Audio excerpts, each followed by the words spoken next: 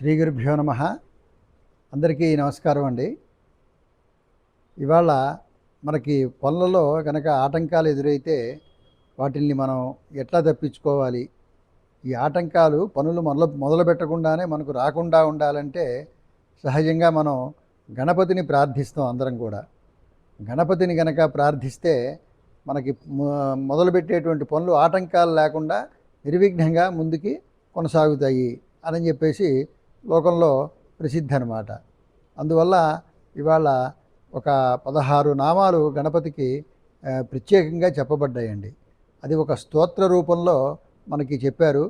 ఆ యొక్క స్తోత్రాన్ని కనుక మనం నిత్యం పారాయణ చేసుకుంటే, లేకపోతే మనకి ప్రత్యేకమైన సందర్భాల్లో కనుక ఆ స్తోత్రాన్ని పారాయణ చేసుకుంటే, గణపతి గుడికి వెళ్ళి ప్రదక్షిణం చేస్తూ ఈ 16 నామాల స్తోత్రాన్ని కనుక ఎవరైతే పఠిస్తారో వాళ్ళకి అంతా కూడా మంచి జరుగుతుంది, సర్వకార్యాలు కూడా నిర్విఘ్నంగా నెరవేరుతాయి అని చెప్పేసి మనకి పురాణాల్లో చెప్పారండి.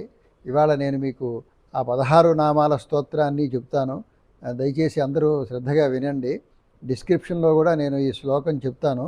అది మీరు రాసుకోనో లేకపోతే దాన్ని పారాయణ చేసుకుంటూ ఉంటే మీకంతా కూడా శుభం జరుగుతుందన్నమాట. ముందుగా గణపతి ప్రార్థన అండి.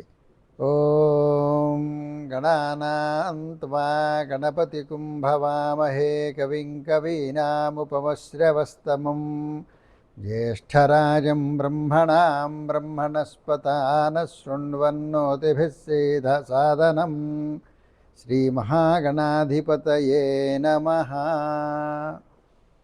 మనకండి ఏదన్నా ఒక దేవుణ్ణి ఒక మూర్తి రూపంలో మనం గనక పూజిస్తున్నాం అనుకోండి, ఆ యొక్క దేవతా తత్వం ఏమిటి, ఆ యొక్క మూర్తికి ఉన్నటువంటి విశేషాలు ఏమిటి, అది కనుక తెలుసుకొని మనం ఆ ప్రార్థన కానీ ఆ పూజ కానీ చేస్తే మనకి ఫలితం ఎక్కువగా వస్తుందండి. ఎందుకంటే ఏదో చెప్పారులే, ఎవరో చెప్పారు, దాన్ని బట్టి మనం ఏదో చేస్తాము అని చెప్పేసి అనుకుంటే ఆ యొక్క తృప్తి వేరుగా ఉంటుందండి. మనకి ఎప్పుడైతే తత్వం తెలిసిందో అనుకోండి, ఇప్పుడు వినాయకుడిని మనం పూజించాలి, వినాయకుడి తత్వం ఏమిటి అసలు అనేది తెలుసుకుంటే దాన్ని బట్టి మనకి ఇంకా దాని మీద మనకి గురి కుదురుతుంది, మనకు ఒక విశ్వాసం కూడా ఏర్పడుతుందన్నమాట. అందువల్ల ముందుగా మీకు గణపతి తత్వాన్ని గురించి కొంచెం సూక్ష్మంగా వివరిస్తాను. గణపతి అంటే మనకి పార్వతీ పరమేశ్వరుల యొక్క కుమారుడు అని చెప్పి తెలుసు. ఆయనకి ఏనుగు ముఖం ఉంటుంది.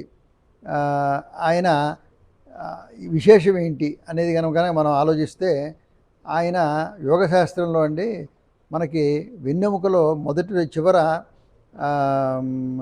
మూలాధార చక్రం అని ఉంటుందండి. మనకి షట్చక్రాలు ఉంటాయి కదా, అందులో మూలాధార చక్రం అని చెప్పేసి ఒకటి ఉంటుందండి. ఈ సుషుమ్నా నాడి అక్కడే ఉంటుందన్నమాట. ఆ మూలాధార చక్రాన్ని యోగశాస్త్రంలో ఎవరైతే ముందుగా జాగృతం చేస్తారో అక్కడి నుంచి ఆ సుషుమ్నా నాడి ఒక్కొక్క చక్రం దగ్గరికి వెళ్తుందన్నమాట. అందువల్ల ఈ మూలాధార చక్రానికి అధిపతి గణపతి అన్నమాట. అందువల్ల ముందు మనకి ఏ పనులు జరగాలన్నా కూడా మూలమైనటువంటి ఈ గణపతిని కనుక మనం పట్టుకుంటే మన పనులన్నీ కూడా ముందుకు వెళ్తాయి అని చెప్పేసి ఒక సిద్ధాంతం ఉంది. ఇంకోటి ఏంటంటే, ఇప్పుడు మనకి గణపతికి 2 భార్యలుగా చెబుతారండి. వాళ్ళని కనుక ఎవరు అని చెప్పేసి ఆలోచిస్తే సిద్ధి బుద్ధి సహిత వినాయకుడు అని చెప్పేసి అనుకుంటాం అన్నమాట మనం. ఆ సిద్ధి బుద్ధి అంటే ఏమిటండి ఆలోచిస్తే, దాంట్లో శాస్త్రంలో ఏం చెప్పారంటే, సిద్ధి అంటే సాధన. మనకి సాధ్యం కావాలంటే ఏదైనా సాధన చేస్తేనే కదండి మనకి సిద్ధించేది. అటువంటి పనులని మనకి సిద్ధింపజేస్తాడు కాబట్టి ఆయన యొక్క భార్యని ఒక ఆమెని సిద్ధిగా చెప్పారనమాట. ఆ తర్వాత మనకి ఏ పని చేయాలన్నా కూడా ముందు దానికి సంబంధించిన జ్ఞానం ప్రధానం అండి. అటువంటి జ్ఞానం కావాలి అంటే బుద్ధియే కదా, ఆ బుద్ధి వల్లే కదా జ్ఞానం కలిగేది. అటువంటి బుద్ధి కలిగిస్తాడు కాబట్టి బుద్ధిని ఇంకో భార్యగా ఆయన చెప్పాడండి. ఇందులో ఉన్న రహస్యం అదనమాట. సిద్ధి బుద్ధి అంటే మనకి పనులు సాధించడానికి ఉపయోగపడేటువంటి ఆ తత్వం ఉంది ఆయన దగ్గర. అట్లానే ఆ పనులు చేసుకోవడానికి మనకి జ్ఞానం కూడా ఆయనే ఇస్తాడు కాబట్టి ఆ యొక్క బుద్ధి అనేటువంటి తత్వం కూడా ఆయన దగ్గర ఉంది. ఇంకో విశేషం ఏంటంటేనండి, ఇప్పుడు మనకి ఆయనకి గజముఖుడు అంటారు కదండి. ఆ గజం అంటే ఏనుగు బలానికి ప్రతిరూపం, తెలివితేటలకి ప్రతిరూపం, తర్వాత ఐశ్వర్యానికి ప్రతిరూపం అండి. ఎందుకంటే ఆవిడ గజలక్ష్మి అని చెప్పేసి అంటారు కదా, లక్ష్మీ గణపతి అని చెప్పేసి మనకి చెప్తూ ఉంటారు వ్యాపారస్తులు. ఈ లక్ష్మీ గణపతిని కనుక పూజిస్తే వ్యాపారంలో మంచి ఐశ్వర్యం వస్తుంది అని చెప్పేసి నమ్మకంతో లక్ష్మీ గణపతి పూజ అని చెప్పేసి ఒకటి ప్రత్యేకంగా చేస్తారండి వాళ్ళు. ఎందుకనంటే ఇదే కారణం అండి. గజలక్ష్మి రూపంలో లక్ష్మీదేవి యొక్క ఒక అవతారం గజలక్ష్మి. ఆ గజలక్ష్మి అంటే ఇప్పుడు మనకి అమ్మవారికి లక్ష్మీ అమ్మవారికి ఆ పక్కన 2 ఏనుగులు పెడతారండి పూజ చేసేటప్పుడు. దానికి ప్రధాన ఉద్దేశం ఇదే. అటువంటి గజముఖుడుగా ఉన్నటువంటి ఈయన మనకి సంపదలను కూడా మంచిగా ఇస్తాడు అని చెప్పేసి శాస్త్రంలో చెప్పబడింది. అందువల్ల గణపతిని కనుక ప్రార్థిస్తే విద్యకి కూడా అధిపతి ఆయన. విద్య అంటే బుద్ధి ఉంది చెప్పుకున్నాం కదండి. మనకి చదువుకు కావాల్సింది బుద్ధే కదా. అందువల్ల ఆ యొక్క విద్యాధిపతి కూడా ఆయనే అనమాట. అందుకే మనం వినాయక చవితిలో పుస్తకాలు పెట్టి విద్యార్థులందరూ కూడా పూజ చేస్తారనమాట. అది విశేషం. అందువల్ల పృథ్వీతత్వం అయింది మనకి. పంచభూతాల్లో పృథ్వీతత్వం అనమాట అయింది. అందుకనే ఆయన్ని కనుక పూజిస్తే మనకి అన్ని పనులు నిర్విఘ్నంగా జరుగుతాయి అని చెప్పేసి ఈ యొక్క విశేషాలు తెలుసుకొని కనుక మనం ఆయన్ని పూజిస్తే మనకి తత్వం తెలుసుకున్నందువల్ల మనకు కూడా దాని విశేషం తెలుసుకుంటాం. దానివల్ల ఫలితం ఎక్కువగా వస్తుందన్నమాట. అందువల్ల ఏదో గుడ్డిగా ఏదో చెప్పారు చేస్తున్నాం అని కాకుండా మనం రాముణ్ణి పూజిస్తాం, రామతత్వం తెలుసుకోవాలి.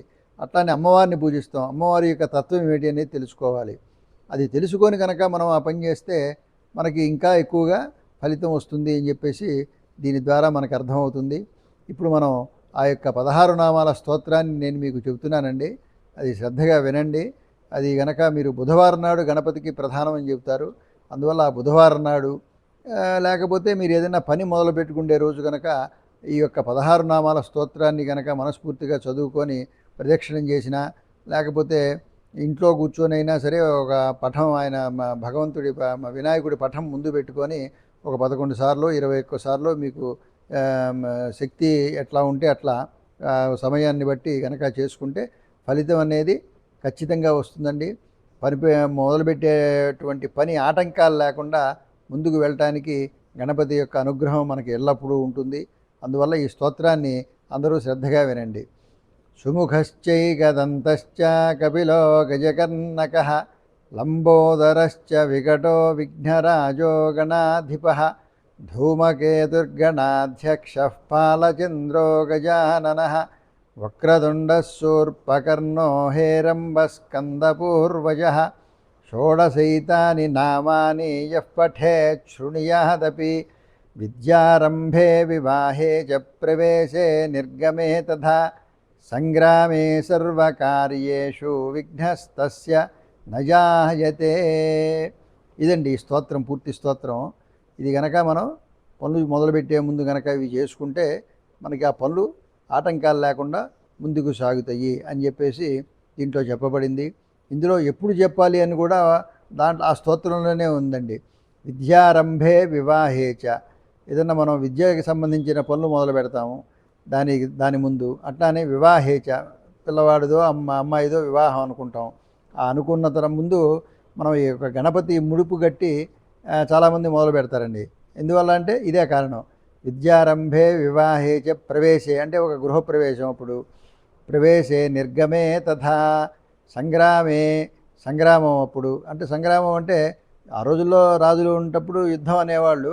ఇవాళ మనం ఏదైనా సరే ఒక మంచి కార్యం మొదలు పెట్టాలంటే దానికి సంబంధించినటువంటి ఆ కార్యక్రమానికి ముందు మనం ఈ గణపతి పూజ చేయాలి. అట్లానే సర్వకార్యేషు, మీరు ఏ పని మొదలుపెట్టినా సరే ఈ గణపతిని ముందు ప్రార్థించి ఈ స్తోత్రం చదువుకుంటే మీకు పనులు నిర్విఘ్నంగా జరుగుతాయి అని చెప్పేసి ఈ స్తోత్రంలోనే చెప్పబడిందండి.